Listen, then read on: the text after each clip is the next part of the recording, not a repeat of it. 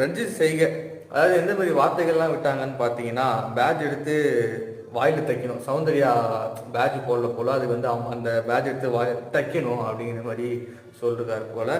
And Muthukumar பண்ணி காட்டுங்க அப்படின்னு சொன்னேன். ரயான் அப்படின்னு சொல்ல முடியாதுல்ல, கூப்பிட்டுட்டாரு ரயான் அப்படின்னு வந்து ஒரு வெறி கொண்டு கூப்பிட்டாரு. அதை வந்து எப்படி சமாளிக்கணும்னு தெரியாம அப்படின்னு ஒன்று கூப்பிட முடியாதுல்ல அப்படிங்கிற மாதிரி சொன்னாரு. ஸோ அதுதான் அவருக்குள்ளேயும் கோபங்கள் எல்லாமே இருக்கு. இது எதுக்கு அந்த பார்ட்டை வந்து ஃபேஸை கவர் பண்ணிட்டு எப்படி ஆக்ட் பண்ண முடியும் அப்படிங்கிற மாதிரி தான். ஸோ அதான் ஒரு கட்டத்துக்கு மேலே உன்னால் ஆக்ட் பண்ண முடியாத ஒரு இது இருக்கும். முடிஞ்சிச்சு.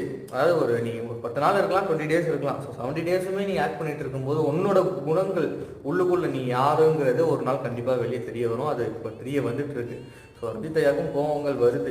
ஸோ அதை வந்து நம்ம வேறு மாதிரி போர்ட்ரேட் பண்ணிட்டு திருப்பி இப்போ நம்ம பண்ணியிருந்தா அது வேறு மாதிரி ப்ரொஜெக்ட் ஆகுமோ அப்படின்னு சொல்லிட்டு ஒரு நாடகத்தை வந்து இங்கே காட்டிகிட்டு இருக்காரு. அப்படிதான் சொல்லணும்.